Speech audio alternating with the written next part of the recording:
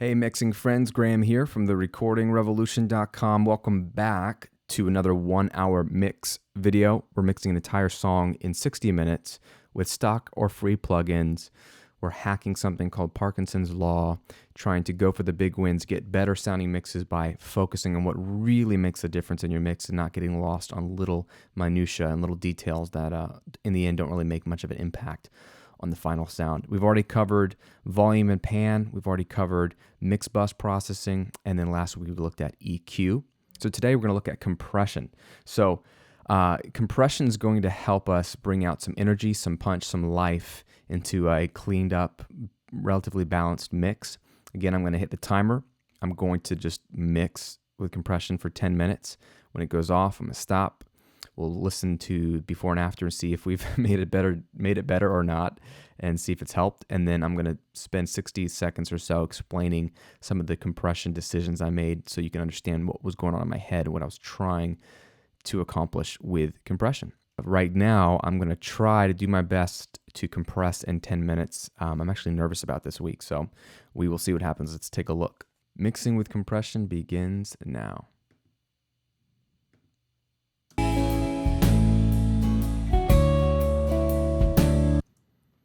Solo this part.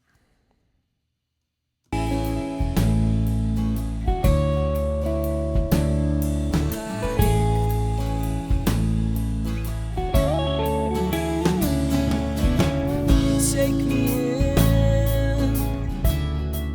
and clean me up.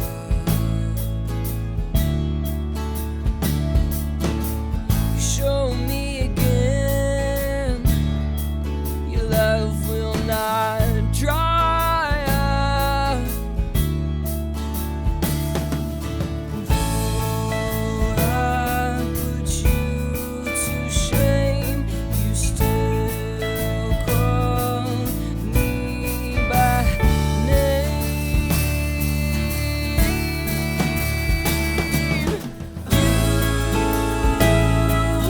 Lead me to the field, speak so tenderly to woo me back again, redeem someone like me.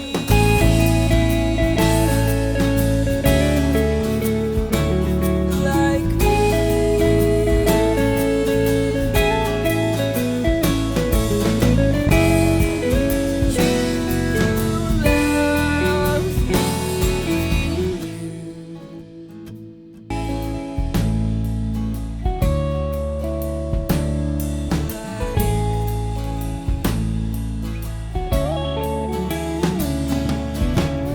take me in and clean me up.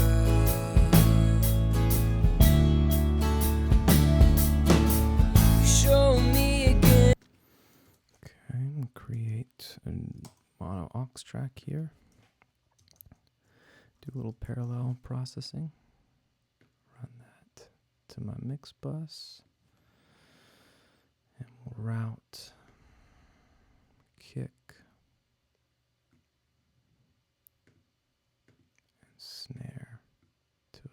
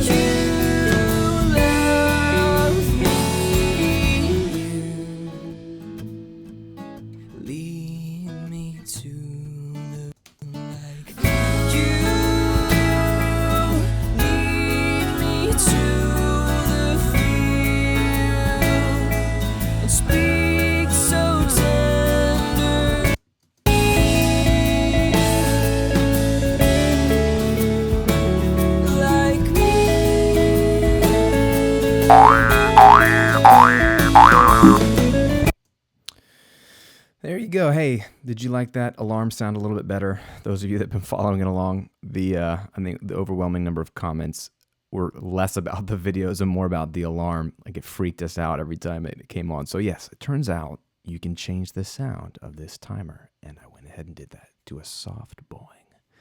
All right, there we go. 10 minutes. Hopefully I made it better. Let's quickly do a little before and after to see what did I do sonically. What's the overall result? And assuming it's half decent, I'll explain what I did. If it's not good, then I'll just end the video and say, don't do what I just did. All right, so here we go. I'm going to, I got basically all the compression in almost one row. Then on the lead vocal, I've got 2 compressors. So what I'm going to do is move that saturation plugin out of the way. And I also added a parallel channel here, which is going to have some duplicate gain. So when I do before and after, I'm going to bypass all the compression and mute the parallel channel as well. And then when I want to bring in the compression, I'll bring it in and bring in the parallel channel. So let us do a chorus and we'll see what we did. Here we go, before and after.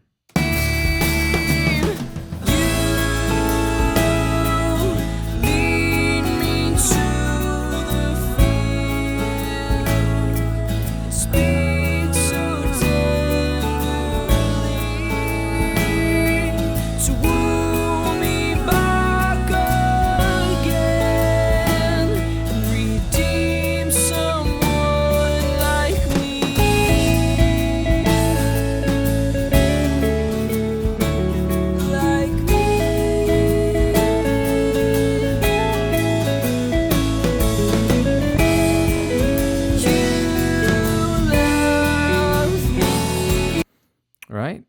More punch, more energy. Let's go to a interlude and a verse. Same thing.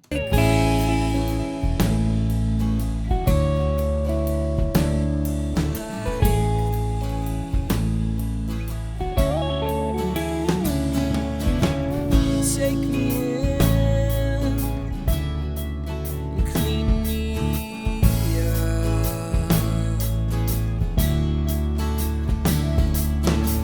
You show me again your love will not dry up. Though I put you to shame, you still call me by name. There we have it. So what I'm hearing more fatness, the kick drum, snare drum, bass guitar, more bottom end. There's more low end energy on the compression on the bass. I'll explain why. More excitement on the edges with acoustic guitars. And then obviously Keelan's vocal is more present, more up front. You can hear every word better. It's at a better overall volume, and I'll explain why compression helped us do that over volume itself. So here's sort of what I was doing. On the kick drum, I used the BF76, which is one of the free compressors in Pro Tools. It models an 1176, which just has a cool sound. And again, what I'm using this for is he's hitting the kick drum, and he's not a robot, so every kick drum hit is a slightly different velocity, different level. And so I'm trying to tame the super loud kick drum hits, turn them down a bit so that I can bring up with the output knob the overall level of all the kick drum hits. So this allows me to have all the kick drum hits be a little more forward. It brings out the quiet ones. Okay. On the snare, I'm using a faster attack time to clamp down a little bit on the transient of the snare so that when I bring up the volume with a makeup gain, I'm bringing up and raising the volume of the tail of the snare, which increases the apparent fatness of the snare. It makes your snare sound fatter. Okay. On the overheads, I'm using the 1176 to even out that, because the overheads are, loud crash, then there's a hi-hat that's quiet, then there's a snare hit, there's the toms. It's a lot of different sounds, and it's a very dynamic. So I wanted to bring in that dynamic range because I need to bring up things like the toms and the hi-hat that are quiet to match some of the volume a little bit more of the loud crash cymbals. and the loud snare hits. So this kind of brings out the low stuff like the tom hits, and it brings out a little bit of life in the overheads as well. The big kicker is you take all that and you add to that some parallel processing where I routed the kick and the snare through a send, and I've done lots of videos on this, to a compressor that's really squashing them. I mean, you heard this sound.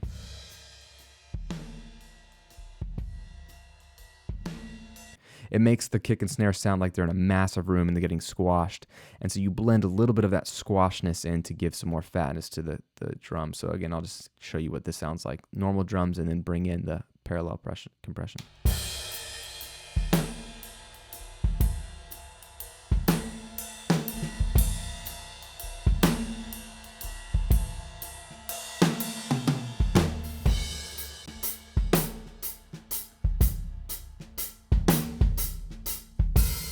Thickness and weight. It's a great little trick. So that really helped the drums a lot. Bass guitar, I'm using this to clamp down a little bit on his loud plucks, because some of them are a little bit loud. Tame those substantially, while then being able to bring up the sustain or the ring of a lot of the bass notes as well, with like a couple dB makeup gain. So this makes the bass sound fatter. It increases the thickness and low end of your mix, because the top of the bass drum pluck might be full and big, but then it dies off, right? So if you can compress that top of the bass guitar, and squeeze that a little bit so that it's not so loud, then I can bring up the whole bass guitar pluck, and that will then make the bass guitar sound fatter. And so that's what I'm using on the compression for that. Acoustic guitars, I'm using a slow attack compression just to bring out some of the energy in the strumming. It's a real subtle thing that's making the strumming come a little bit more alive. Little bit of similar thing on the lead guitar, just trying to squeeze that so that every little quiet pluck and strum comes out a little bit more. So a lot of times I'm turning down the loud stuff to bring up the quiet stuff. And then on Keelan's vocal, I'm using 2 compressors at the same settings back to back. And what I'm doing is doing a little bit of compression on each, and then bringing up the volume on each. Because vocals are so dynamic. You more than likely you want a compressor on them, because one syllable can be louder than another because it's a vowel. And so by simply having vowels in the singing, a compressor will squeeze those so it doesn't get super loud all of a sudden.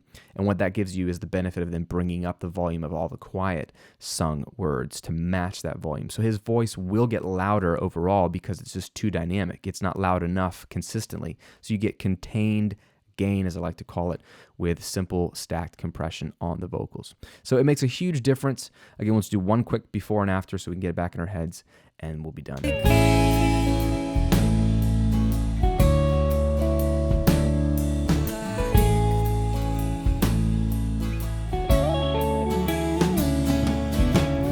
Take me in, clean me up.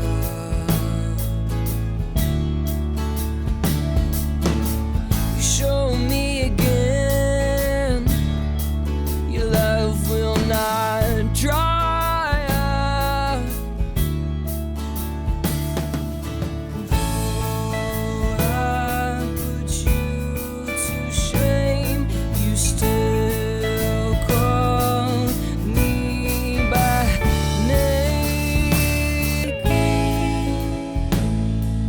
There you go. It's a nice touch. More fatness, more energy, more punch, more consistent lead vocal. That's what compression can do for you. It's doing a lot of different things, playing a lot of different roles in this mix. Hope that gives you some things to think about when you compress your mixes, whether you're doing the 1 hour mix challenge with me as an exercise in hacking Parkinson's law, or if you're just doing compression on a normal mix.